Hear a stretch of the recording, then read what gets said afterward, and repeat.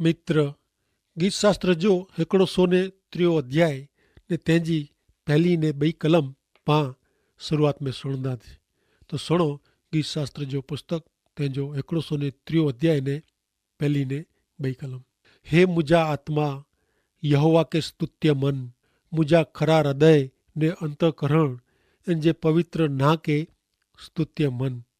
रे मुंहिंजा आत्मा यहोवा के स्तुत्य मन, इन जा मिड़े उपकार तू भूली न वञ। पहली ने ॿई कलम में पांखे 2 बार ईश्वर के स्तुत्य मने जी सिखामण मिले थी। मित्र ही गीत पांखे ने पंहिंजे पृथ्वी पर जे जीवन में रहीने पंहिंजे हृदय में ने पंहिंजे हृदय से स्तुति भजन करे जो जणाए में आयो है। प्रिय मित्र, ईश्वर स्तुति ईश्वर जो भजन सच्चे दिल से हृदय जे उन्हाण में जा करे जो है। ही वचन पांखे सिखाए तो कि पांखे ईश्वर जे पवित्र ना जी स्तुति करे जी है ने ईश्वर जा मिड़े उपकार याद करींदे ईश्वर स्तुति करे जी है ने अहीं तॾहिं ज सच्चे ईश्वर जी सच्ची स्तुति ने भजन करी सको जॾहिं अहीं उन्ही के व्यक्तिगत रीते उन्ही के ओळखो। ज्ञानेरियूं 103 अध्याय ने तंहिंजी 3 थी 8 कलम में कोरचनि था। ऊ तोजा मिड़े पाप माफ़ कईं था ने तोजा मिड़े रोग मिटाइए था। ऊ तोजो जीव नास में जा बचाइए था ने तोके कृपा ने रहम जो मुगट पहराइए था। ऊ उत्तम वस्तु से तोजे मौके द्रोह कराइए था जेथी गरुड़ वारे जी तोजी जुवानी ताजी थिए थी। जोको जुलम से हैरान थिया ही उनी मिणीला यहोवा એટલે કે ઈશ્વર ન્યાય જા કમ चौकादा कहिए था। ऊ पंहिंजा मार्ग मूसा के ने पंहिंजा कम इज़राइल लोक के जणायो हुयो। यहोवा दयालु ने कृपालु आई। ऊ कोप करे में धीमा ने कृपा करे में वॾा आई। कलम 3 थी 8 में ईश्वर कहिड़ा आई ऊ ज़ाहिर करे में आयो है। कुलाए ऊ पंहिंजे सच्चे दिल से ईश्वर जो भजन करे तो त इन जो पहलो कारण 103 अध्याय ने 3 कलम में आहे। ऊ पंहिंजा मिड़े पाप माफ़ कईं था। मित्र मुंहिंजा ने आंजा ने सजी मानव जात जो मूल मुश्किली का समस्या ऊ पाप है। पाप हिकिड़ी हकीकत है। पाप पांखे वारसे में ने पाप पंहिंजे स्वभाव में पंहिंजो जन्म थियो है। पण गीत करता ईश्वर के पाप माफ़ करींदल तरीके ज़ाहिर कईं था। मित्र सच्चे ईश्वर वटे पाप जी माफ़ी है।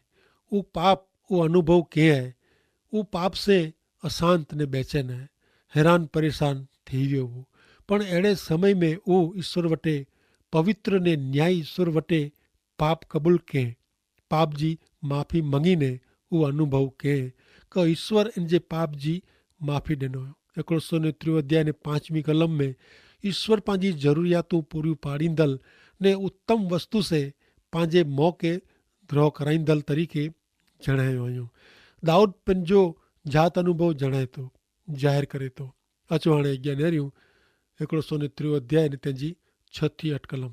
हिन वचन में चए था कि ईश्वर के न्याय चुकादो ॾींदल, मार्गदर्शन पूरो पाड़ींदल, दयालु कृपालु ने कोप करे में धीमा पण दया ने कृपा करे में तकड़ा जणायो हुयो। ईश्वर विषय जो ही ज्ञान मित्र कोई व्यक्ति वटा पुस्तक में जा क चौपड़ी क पोइ कल्पना में क सोए प्रमाणे जो न आहे। हिता जात अनुभव जी ॻाल्हि आहे। ईश्वर न्याय चुकादो ॾींदल ईश्वर आई। ऊ न्यायी माण्हू के अन्यायी ने अन्यायी माण्हू के न्यायी ज़ाहिर कईं नथा। ऊ लांच रुश्वत गिने नथा। ऊ जुलम से हैरान थियल के छोड़ाइए था। ईश्वर स्वभाव न्यायी आई। हाणे ज्ञानेरियूं 103 अध्याय तंहिंजी 9 थी 14 कलम। हिते लिखियलु आहे कि हू हमेशा धमकी ॾींदा न, वरी हू हमेशा कोप रखंदा न। हू पंहिंजे पाप प्रमाणे पाण साथे वर्त्या नहीं। पंहिंजे अन्याय जे प्रमाण में हू पांखे बदिलो वारे आहिनि। कीअं क जीअं पृथ्वीનું आकाश ऊचो आहे तीअं इन जे भक्त मथे इन जी कृपा वॾी आहे। पूर्व जेतिरो पश्चिम छेटो आहे एतिरो हू पंहिंजा पाप पानू छेटा कयो हुयो। जीअं पिता पंहिंजे छोकिरे ते दयालु हुई तीअं ईश्वर पंहिंजे भक्त मथे दयाड़ू हुई। कीअं का उहो पंहिंजो बंधारण जाणे था, पाण मिटी जा आहियूं अहिड़ो उहो संभालीए था। ईश्वर दयाड़ू कृपाळू हुई, कारण पंहिंजे पाप प्रमाणे उहो पाण साथे वर्त्या नहीं। ईश्वर जे पवित्र स्वभाव प्रमाणे पाप करींदल हरेक व्यक्ति मारियो वञे ने तंहिं छतां ईश्वर पाण खे जीरा रखे था, जेથી हिन जीवन में पाण ईश्वर जी माफ़ी મેળવી શકો ને શાશ્વત નરકનું એટલે કે નાશ में जा बची वञो।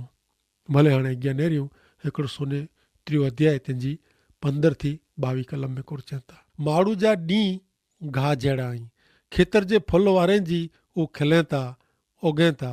कीअं का वाह इन मथां थई ने वाहे थो ने उहो वो नवो थई वञे थो, पण यहोवा जी कृपा इन जे वक़्त मथे अनादि कालનું અંતકાળ સુધી आहे ને उन्ही जे संतान સુધી पंहिंजो विश्वासूपणो कायम रखे था।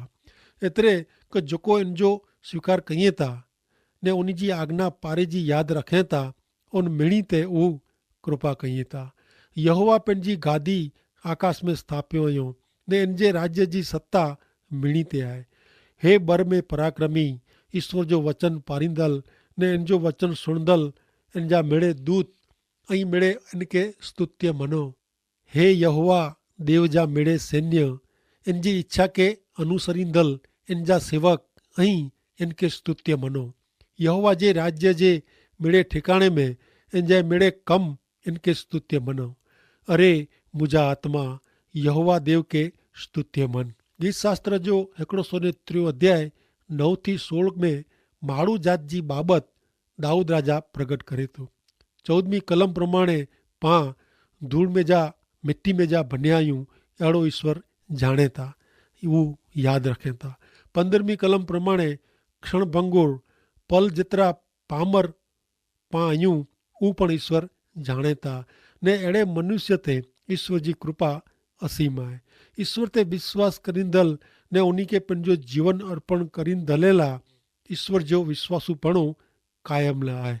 मित्र, ईश्वर कॾहिं पण पंहिंजो ॾिनल वचन नकामो कई नथा ने ईश्वर पिंड अनंत काल जा ईश्वर आहिनि, तंहिं लाइ उन जो विश्वासूपणो पण अनंत काल जो आहे। हाणे पाण कलम 17 થી 22 में नेरियूं कि भविष्य विषय जी जाहिरात करे में आई आहे। मित्र, ईश्वर पंहिंजो भविष्य आहे। ईश्वर जे प्रेमी सलामती वारे हथ में पंहिंजो भविष्य आहे ने ईश्वर जी कृपा ने विश्वासूपणो कॾहिं पण खोटंदा न, अहिड़ो 17મી कलम में ज़ाहिर करे में आयो आहे ने तंहिं लाइ ईश्वर के व्यक्तिगत रीते ओळखींदल व्यक्ति के ईश्वर जे वचन के अनुसरे जो आहे। हा, ईश्वर जी इच्छा के आधीन थे जो आहे। कलम 21 ने 22 में ફરીથી ગીત કરતા પાંકે સજી માનવજાત કે સ્તુત્ય મનેલા ઈશ્વર जी स्तुति करे जो जणाए तो। ईश्वर स्तुति भजन ईश्वर साथे जा अनुभव संबंध जे कारणे ज अचे था।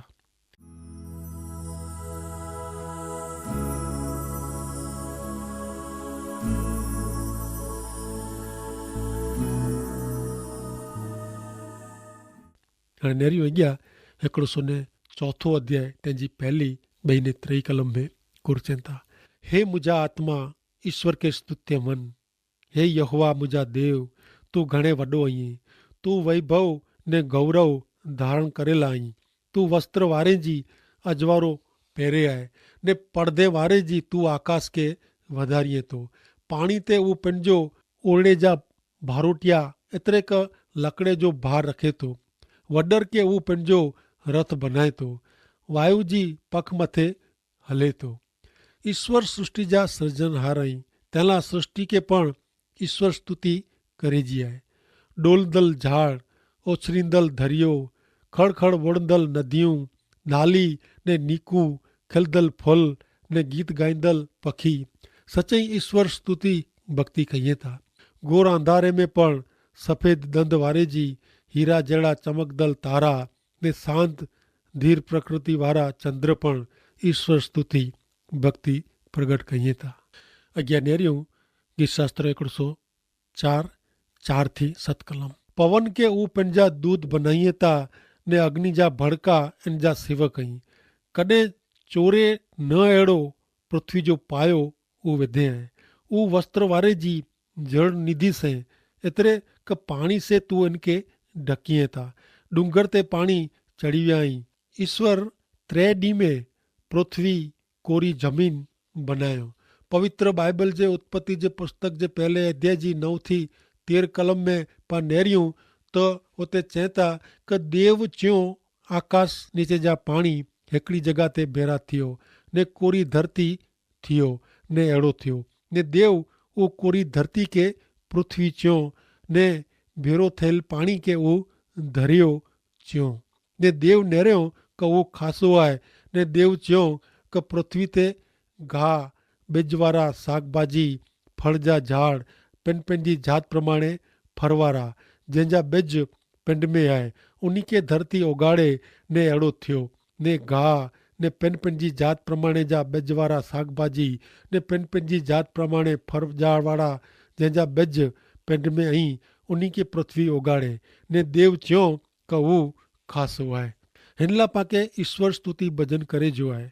ईश्वर पाला कहिड़ी ख़ासी व्यवस्था क्यों आयो मित्र। ईश्वर पृथ्वी जा मालिक आई। पृथ्वी ने इन में जा जो मिड़े ईश्वर जा आई तंहिंला अहिड़ा महान ईश्वर पंहिंजा बनाई ने उन जो भजन कहिड़ो कहिड़ो ख़ासो आहे। गीत शास्त्र 104 अध्याय 8 थी 9 कलम में पण अॻियां चए था क पहाड़ चढ़ी विया ने खीण उतरी वई। ठिकाणो जेको तू पाणी ला नकी केवे होते ऊ विया। ऊ फेरी थी पृथ्वी के ढके न तंहिंला तू उन जी हद ॿधे आहे क जंहिंखे ऊ टिपे न। ही कलमू पाके ईश्वर पाणी के अलॻि क्यों ने इनके दरियो च्यों ऊ ॻाल्हि जणे में आई आहे। उत्पत्ति जो पुस्तक तंहिंजो 1 अध्याय ने 10वीं कलम में चए था क देव उन कोरी भूमि के धरती के पृथ्वी च्यों ने भेरो थियल उन पाणी के दरियो च्यों ने देव नेरियो क ऊ खासो आहे। दरियो कॾहिं पण छलकाए वञे नथो का उभराए वञे नथो। इनमें केतिरो मिड़े पाणी नदी जो ठलवाजे थो ने भरती टाणे पण पाताल में जा पाणी फाटे थो। मित्र कोरो ही नवाई लॻे अहिड़ो न आहे।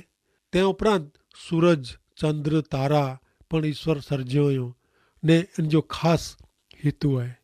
गीत शास्त्र जो पुस्तक 104 अध्याय तंहिंजी 10 थी 35 कलम सुनो। ऊ खीण में नाली ने नीकू फोड़िए था बनाइए था। ऊ डूंगर विचे वड़े था तंहिंला मेड़े जंगली पशु जनावर के पीधे जो पाणी मिले थो ने रानी गडोड़ा पण पंहिंजी तरस पूरी कईए था। उन्ही वटे आकाश जी पखी अची ने मारा ॿधिए था ने ऊ डारीअ मथां खासो मिठो सूर कढिए था। ऊ पंहिंजे ओड़े में जा डूंगर ते पाणी सींचिए था तो जे कम जे फल से पृथ्वी धराए वञे थी। ढोरला घाह ने माण्हू जी ज़रूरियात ला सागभाजी उपजाए थो ने धरती में जा ऊ अनाज निपजाए थो। वरी माण्हू जे हृदय के मज़ा कराईंदल द्राक्षा रस इन जे मौके चमकाईंदल तेल ने इन जे अंतकरण के बर ॾींदल रोटली ऊ निपजाए थो। यहोवा जा झाड़ एतिरे लबानोन जा देवदार जा झाड़ जेको ऊ रोपे में ऊ धरायल आई ने होते पखी पंहिंजा मारा ॿधिए था। वरी देवदार जो झाड़ ऊ बगले जो रहठाण आहे। ऊचा डूंगर रानी बकरे जो ने डूंगर ससले जो आसरो आहे। ऋतु एला ऊ चंद्र ठहिराए आहे। सूरज पंहिंजो नमे जो टेम जो इनके ख़बर आहे। ऊ अंधारो कईए था ने राति थिए थी तॾहिं ऊ वन जा मेड़े पशु ॿाहिरां निकिरे था। सीं जा बच्चा शिकार ला गरजे था। ऊ ईश्वर वटां पंहिंजो खाधे जो मंगे था। सूरज उगे ने तेरीअ ऊ हलिया वञे था ने पंहिंजे रहठाण में सुम्ही रहे था। माण्हू पंहिंजो कमकाज करेला ॿाहिरां निकिरे थो ने सांझ सुधी पंहिंजो रोज़गार हलाए थो। हे ईश्वर तुंहिंजा कम कहिड़ा अलॻि अलॻि जा आहीं। तो उन मीणी के ॾापण से पैदा किया है। पृथ्वी तुंहिंजी संपत्ति से भरपूर है। नेरियो ही वॾो ने पुख्तो दरियो इनमें लिखी न सघाजे एतिरा नंढा वॾा जीव जंतु ने जानवर आहिनि। इनमें वहाण आवजाव कईए था। वरी मगर जेको इनमें रमेला पैदा किए आहे उहो इनमें रहे था। टाइम ते निकी टाइम ते तूं उन्ही खे खाधे जो ॾिए थो तेला ही मेड़े तोजी वाट नेरिए था जेकी तू उन्हीं के दिए तो ऊ चो दिए था तू तोजो हथ खोलिए तो तॾे ऊ तोजे उपकार से धराजे था तू तोजो मोह लिकाइए तो तॾे ऊ दिरजी वञे था उन्हीं जो प्राण तू गिनी गने तो एतिरे ऊ मरे था ने पाछा मिट्टी में मिली वञे था तू तोजो आत्मा हलाइए तो एतिरे ऊ उत्पन्न थिए तो ने दुनिया के तू ताजी कहिए तो ईश्वर जो गौरव सरोकार टिकियो पंहिंजे मिड़े कम से यहोवा खुश थियो ऊ पृथ्वी ते नज़र करे तो तॾे ऊ ध्रुबे तो ऊ डूंगर के छिबे तो एतिरे ऊ उन्हीं में जा धुमाड़ो निकिरे थो ऐं मरण सुधी ईश्वर जा गीत गाईंदो ऐं हयाती में अञा ત્યાં સુધી मुझे देव जी स्तुति भक्ति करींदो इन विषय जा मुंहिंजा वीचार इनके पसंदि अचो ऐं यहोवा में मज़ा करींदो पृथ्वी में जा पापी जो नाश थियो ने बूंडे जो अंत अचे हे मुंहिंजा आत्मा ईश्वर के स्तुत्य मन ऐं ईश्वर जी स्तुति करियो मित्र ईश्वर डूंगर के खीण के नदी नालियूं छीले के झाड़पन ने नीली वनस्पति के चौक्कस हेतु ला बनायो आहियूं बाइबल में जणाए प्रमाणे माण्हू के सृष्टि जी संभाल रखेला पृथ्वी ते हलायो पृथ्वी में जेको फल वारा झाड़ हुआ इन जा फल ने नीला शाकभाजी माण्हू जो खोराक हो पर माण्हू जॾहिं पाप के ત્યારનું ऊ पृथ्वी जो भक्षक थियो मित्र मूं करता ने आ करता पण ईश्वर पर्यावरण जी वधु संभाल रखे था पण माण्हू पंहिंजे ज पर्यावरण जो नाश कीअं आहे तंहिं लाइ आऊं उहा ॻाल्हि वारंवार जणायां थो पाप नाशकारक आहे पाप विकृति खणी आयो बाइबल में पाण उहो ईश्वर विषय जणाए था कि जेको सॼी सृष्टि जो सर्जन कयो ने जेको मूंखे ने आके बनायो मित्र ही ईश्वर जी पंहिंजी अजाइब जहिड़ी संभाल रखे था पाण पाप करी उन्हीं भटकी विया छतां उन्हीं पाण छॾी ॾिनो न हुयो ने बाइबल में जणाए प्रमाणे ईश्वर पाण ते प्रेम करी उन्हीं जा हिकिड़ा मात्र पुत्र प्रभु यीशु ख्रिस्त के हिन दुनिया ते हलायो जेथी उन्हीं ते विश्वास करी पाण फेरी थी ईश्वर साथे सीधे संबंध में अचूं था ने जिन हेतु लाइ ईश्वर माण्हू जो सर्जन कयो उहो हेतु पूरो थिए थो वहाला भाई बहन ईश्वर जी महानता नहरेला ईश्वर जी सर्जन करेली दुनिया नहरियो ने अहीं इनके नहरी ने ईश्वर जी महानता जाणी सको था ने अहिड़े महान ईश्वर के आंजा पंहिंजा बनाइणा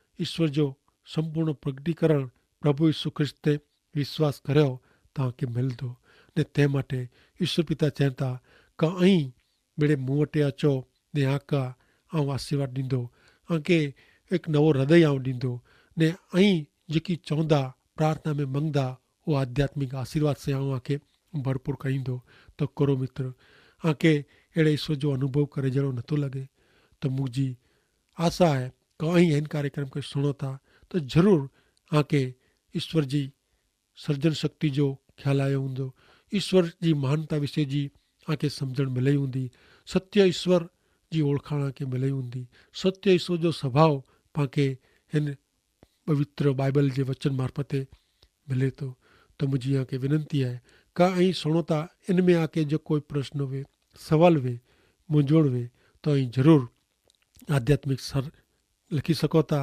कागर ने कागर में आजो सुन्नापो पण अहीं लिखजा जेथी करीने असीं आंखे जवाब हलाई सको आध्यात्मिक संबंधी कोई पण सवाल अहीं लिखीने आजा जेको प्रश्न अहीं उहो अहीं हल करी सको था ने ते माटे ईश्वर पिता आंखे सम्झण ॾियो हिम्मत ॾियो अॼु जो पंहिंजे कार्यक्रम जो समय हिते पूरो थिए थो अॻिले कार्यक्रम में पाण वरी मिलंदासीं आमीन